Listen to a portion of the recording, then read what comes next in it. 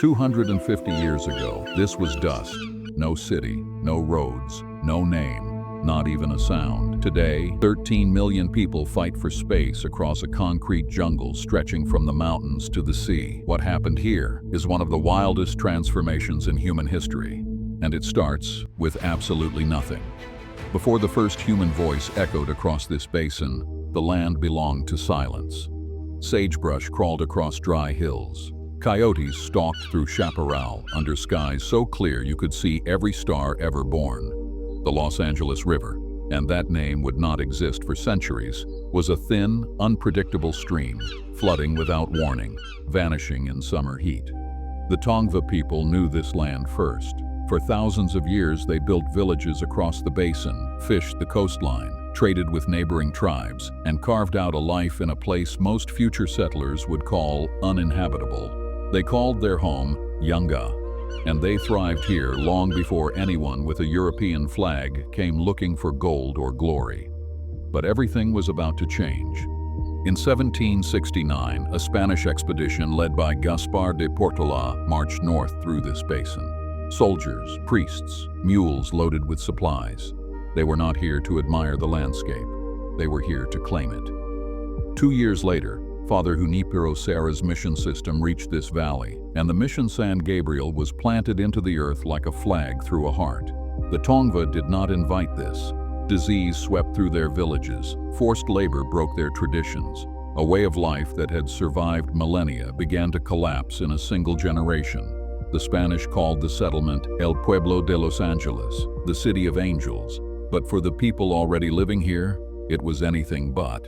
For decades, Los Angeles stayed small, a dusty, forgotten outpost on the edge of an empire that barely remembered it existed. No industry, no wealth, no reason for anyone to come. Mexico won independence from Spain in 1821 and inherited this sleepy pueblo. Then the United States took it in 1848 after the Mexican-American War. And still, almost nobody cared. What happened next would reshape this land forever. In 1848, gold was found at Sutter's Mill, hundreds of miles to the north. The California gold rush exploded overnight. San Francisco became the boomtown. Los Angeles, it stayed in the dust. But the rush dragged something critical westward. People. Tens of thousands of Americans suddenly knew California existed, and some of them drifted south.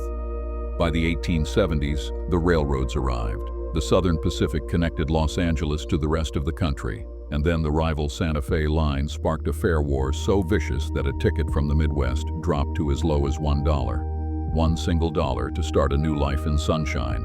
And people came. They flooded in by the trainload.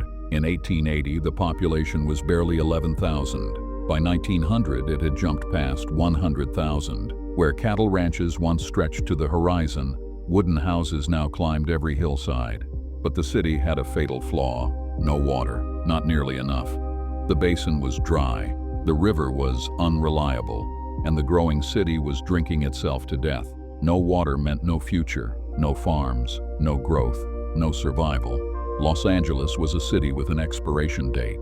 And then came the man who broke every rule to save it. William Mulholland, the self-taught head of the city's water department, hatched a plan so audacious it bordered on madness. He would build an aqueduct stretching 230 miles across mountains and desert to steal water from the Owens Valley. Farmers in that valley fought back. Sabotage, dynamite, armed standoffs. It did not matter. In 1913, the aqueduct opened and water poured into Los Angeles like a lifeline into a dying body. Mulholland stood at the gates and said 5 words that would define a century. There it is, take it.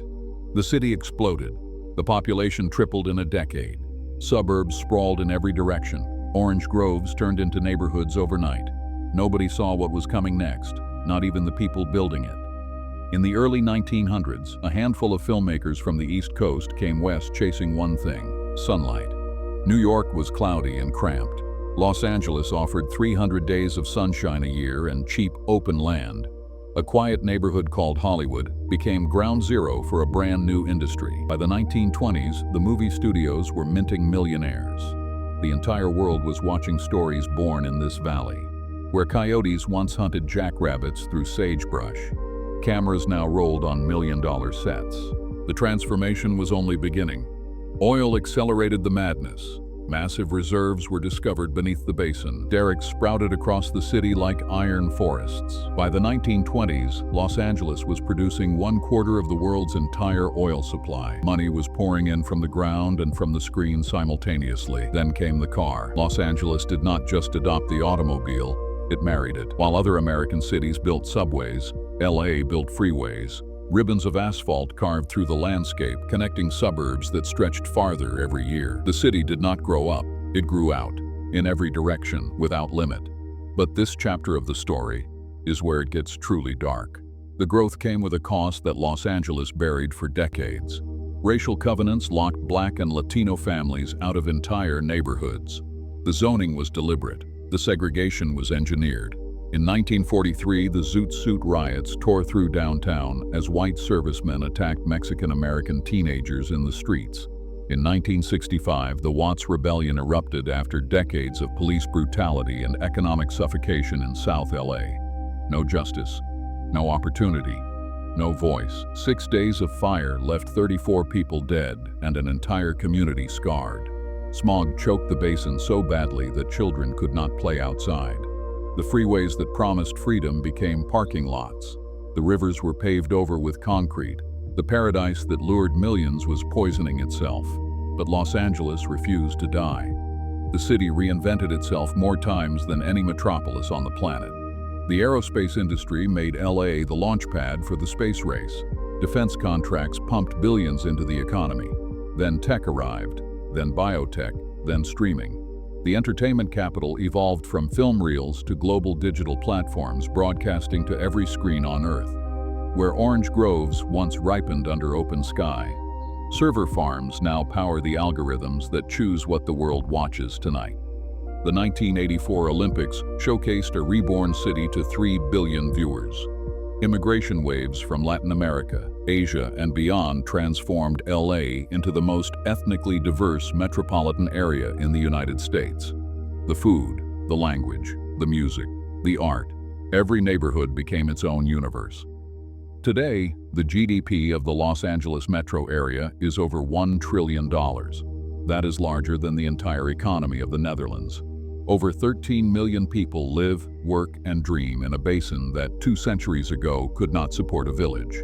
The Hollywood sign watches over a kingdom built on audacity, water theft, celluloid, and an almost delusional refusal to accept limits. Where Tongva fishermen once pulled shellfish from quiet tidal pools, surfers now ride waves beneath the flight path of jets carrying passengers to 120 countries. Where Spanish soldiers marched through dust, 8-lane freeways carry 4 million cars a day. The dirt Gaspar de Portola walked on is now worth more per square foot than almost any land on Earth. From a nameless, waterless basin baking under the Pacific sun, to a sprawling, roaring, glittering machine that shapes global culture every single day. Los Angeles is proof that a city does not need a river or a harbor or even rain to become immortal. It just needs people stubborn enough to build the impossible on top of nothing. But this is not the only city that defied every odds stacked against it. There is another story out there, and it might be even more unbelievable. If stories like this are why you come to YouTube, hit subscribe. We drop a new one every single week, and the next one is going to leave you speechless. Tell me in the comments, which part of this story hit you the hardest? Smash that like